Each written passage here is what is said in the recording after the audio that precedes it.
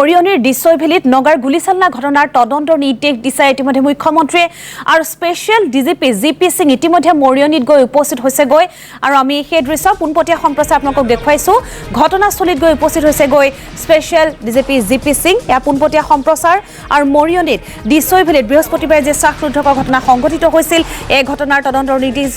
নিৰ্দেশ দিছে মুখ্যমন্ত্ৰী ডক্টৰ হিমন্ত বিশ্ব শৰ্মাই আৰু ইতিমধ্যে ঘটনাস্থলীত উপস্থিত হৈছে স্পেচিয়েল ডিজিপি জিপি সিং আমি দেখুৱাইছো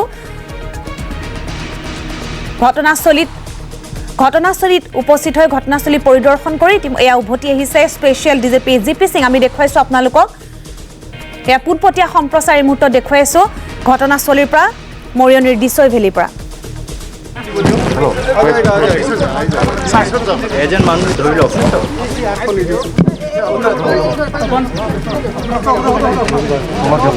স্যাৰ কি দেখা পালে ওপৰত বহু আশা কৰা হৈছে কেনে ধৰণৰ ছবি ওপৰত স্যাৰ দেখা পাই আহিলে এইটো আপোনালোকে জানে যে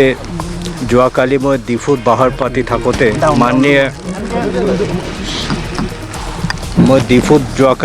পাতি থাকোঁতে মাননীয় মুখ্যমন্ত্ৰী মহোদয় মোক ইয়াত আহিবলৈ ডাইৰেকশ্যন দিছিলে এই মৰ্মে মই আজি ইয়াত আহিছোঁ এইটো দিছৈ ভেলী ৰিজাৰ্ভ ফৰেষ্ট আৰু ইয়াত অকণমান আগতে এটা আইনী কেছ চলি আছে সুপ্ৰিম কোৰ্টৰো কিবা এটা ডাইৰেকশ্যন আছে ওপৰত যেটো মই দেখিছোঁ কিছু এৰিয়াত তেওঁলোকে বেদখল কৰিছে আৰু বেদখল কৰি তাত প্লান্টেশ্যন কৰিবলৈ আৰম্ভ কৰিছিলে যেটো আমাৰ ফৰেষ্ট ডিপাৰ্টমেণ্টে তাৰ পৰা উচ্ছেদ কৰিছিলে পৰহি তে আমি তাত গৈ তেওঁলোকৰ লগত আগতীয়াকৈ আমি তেওঁলোকৰ সিনিয়ৰ অফিচাৰসকলক মাতি থৈছিলোঁ তেওঁলোকৰ আইজি বৰ্ডাৰ এছপি আৰু মেজিষ্ট্ৰেট আহিছিলে আমাৰ ফালৰ পৰা মই গৈছিলোঁ মোৰ লগত ডিপ্টি কমিশ্যনাৰ এছপি আৰু ডিআইজি আছিলে আমি তাত তেওঁলোকৰ লগত কেইটামান কথা পাতিছোঁ যেটো তেওঁলোকে এগ্ৰী কৰিছে এক নম্বৰ হৈছে যে দেওবাৰ নহ'লে সোমবাৰ DCSP লেভেলৰ এটা মিটিং হ'ব লাগে যেটো মিটিঙত যিখিনি ইয়াত ইস্যু আছে দিছৈ ভেলী ৰিজাৰ্ভ ফৰেষ্টৰ এই গোটেইখিনি বিষয়টো আলোচনা কৰিব লাগে আৰু আলোচনা কৰি তেওঁলোকে এটা সলিউশন ওলাব লাগে দুই নম্বৰ এটা মাননীয় MLA মহাশয় আমাৰ মৰিয়নি থানাত কেছ দিছে এই কেছৰ তদন্তৰ বিষয়ে যিখিনি একশ্যন ল'ব লাগে সেইটো মই SP কৈছোঁ আৰু নাগালেণ্ডৰ SP কো মই সেইটো কৈছোঁ আমাৰ ফালৰ পৰা আমি অফিচিয়েলি এটা চিঠি লিখিম চিঠিত তেওঁলোকে এইটো আইডেণ্টিফাই কৰিব লাগে যে যোৱা পৰহি যেটো ফায়াৰিং হৈছিলে যোৱাকালি এইটো কোনে কৰিছিলে লাইসেন্সড वेपन আছিলে নে আনলাইসেন্সড वेपन আছিলে লাইসেন্স আছিলে তো কাৰ আছিলে আনলাইসেন্স আছিলে তো এইখিনি মানুহ ধৰিব লাগে আমাক উঠাব লাগে এইখিনি মই SP সাহেবক দায়িত্ব দিছোঁ তেখেতে আজি গৈ ফৰ্মালি এটা চিঠি লিখিব আৰু SP নাগালেণ্ডক মই এইখিনি কথাটো কৈছোঁ নেক্সট মই কথাটো তেওঁলোকক কৈছোঁ যেটো তেওঁলোকে এগ্ৰী কৰিছে তেওঁলোকৰ IG বৰ্ডাৰ ইয়াত আহিছিলে আমাৰ IG বৰ্ডাৰৰ লগত আহা 2-3 দিনৰ ভিতৰত এটা মিটিং কৰিব লাগে আৰু আমাৰ অসমৰ নাগালেণ্ডৰ মাজত চলি থকা বিবাদ য'ত আছে এইটো কমপ্লিট এটা ডিসকাশন কৰিব লাগে নেক্সট মই আমাৰ SP সাহেবক DC সাহেবক কৈছোঁ যে ইয়াত যিখিনি জায়গা আছে এইটো জায়গাৰ GPS লোকেশনটো আমি লৈছোঁ ফটোগ্ৰাফ লৈছোঁ ভিডিঅ' লৈছোঁ complete photograph video' GPS location আমি এটা ৰিপৰ্ট গভৰ্ণমেণ্টক মানে উইদিন নেক্সট 48 আৱাৰ্ছ সাবমিট কৰিম আৰু এই গোটেইখিনি এক্টিভিটি তাত যিখিনি হৈছে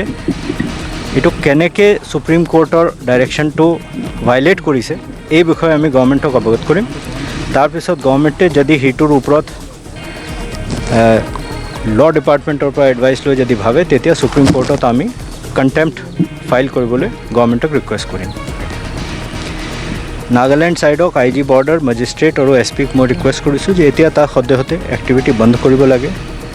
আৰু joint patrolling forest of Assam and Nagaland should be carried out আৰু আমাৰ যেটো এক্সিষ্টিং এগ্ৰিমেণ্ট আছে আৰু সুপ্ৰিম কোৰ্ট মাননীয় সুপ্ৰিম কোৰ্টৰ যেটো আদেশ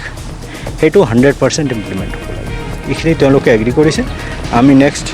48 আৱাৰ্ছ চাম আমাৰ যিখিনি মিটিং হ'ব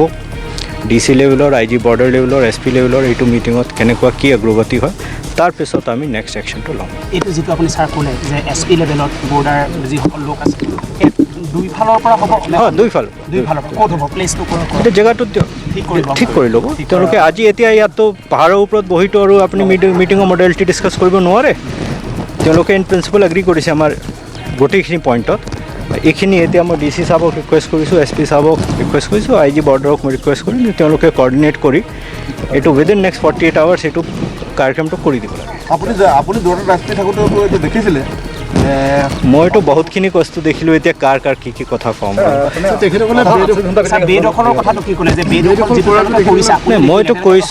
মইতো কৈছোঁ যে এইটো ডিছএংগেজ কৰিব লাগে ফৰেষ্টৰ জইণ্ট পেট্ৰলিং কৰিব লাগে আৰু যেটো DC লেভেলৰ মিটিং হ'ব হেতু IG বৰ্ডাৰ মিটিং হ'ব হেতুত এটো ডিসকাস কৰিব লাগে আৰু কমপ্লিটলি ডিসএংগেজ কৰিব লাগে তেওঁলোকে এগ্ৰি কৰিছে তথাপিও আমি চাব লাগিব যে তেওঁলোকে আজি যেটো এগ্ৰি কৰিছে হেতুৰ ওপৰত ফাৰ্দাৰ একশনটো কি লয় স্যাৰ আৰু এটা কথা আপোনাক জনাও যেটো ফৰেষ্টে যেটো ম্যাপিং কৰিছে ইয়াৰ যেটো মুঠ মাটি কালি এটো হৈছে 15386 বৰ্গ কিলোমিটাৰ এই গোটেইখিনি কথাটো শুনক এই গোটেইখিনি কথাটো ইয়াত মই ক'ব নোৱাৰো ডেটাৰ বিষয়টো এটো DFO ইয়াত আছে DFO বহিব DC সাহেবে বহিব তেওঁলোকে গভৰ্ণমেণ্টক এটা ৰিপৰ্ট দিব মই ইতিমধ্যে আপোনাক কৈছোঁ যে যদি এই গোটেইখিনি যেটো এক্টিভিটি হৈছে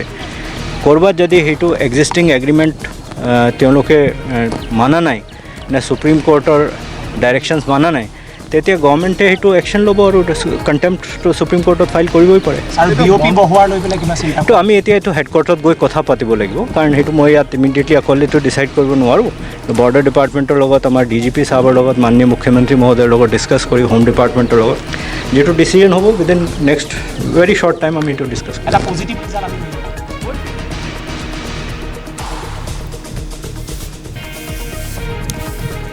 আজি ৰাতিপুৱা যদি আমি 5টা বজাৰ পৰা 6টা বজাৰ পৰা পোহৰ ওলাই 5টা 6টা বজাৰ পিছতো যদি অসম আৰক্ষী যোৱাতেন আজি 6 ঘণ্টা 7 ঘণ্টা সময় তেনেকৈ পাইছিলে এই গোটেই দিনৰ পোহৰ বেলি ওলোৱাৰ পিছৰ পৰা 7 ঘণ্টা সময় ইচ্ছা থাকিলে তেওঁলোকে 1 ঘণ্টাৰ ভিতৰত গৈ পেলাই উচ্ছেদ কৰিব পাৰিলেহেঁতেন নগাই যদি আমাৰ মাটিত যদি আমাক গুলিয়াবলৈ তেওঁলোকে সাহস কৰিছে আমাৰ মাটিত যদি নগা লোকসকলে ঘৰ বনাবলৈ সাহস কৰিছে অসম আৰক্ষীয়ে গৈ পেলাই অসম চৰকাৰে গৈ পেলাই তাত নগা আমাৰ অসমৰ মাটিত নিৰ্মাণ কৰে সেইবোৰ উচ্ছেদ কৰিব নোৱাৰিলে আজি তেওঁলোকৰ ইমান সাহস নাই অসম চৰকাৰৰ আমাৰ মাটিত তেওঁলোকে যোৱা বছৰো আজি কোভিড মহামাৰীৰ সুযোগ লৈ পেলাই তেওঁলোকে দলং নিৰ্মাণ কৰিছিলে তেওঁলোকে কেম্প নিৰ্মাণ কৰিছিলে গাঁও বহাবলৈ স্থাপিত কৰিব লাগিছিলে এতিয়া এইবাৰ কোভিডৰ সুযোগ লৈ পেলাই এইটো কৈছে আমি আমাৰ ওপৰত আমাৰ মাটি দখল কৰিব আমি আৰু মুখ মেলি মানে হেবাটো নিচিনাকৈ আমি চাই থাকিম এয়া কেতিয়া সহ্য কৰিব পৰা নাযায়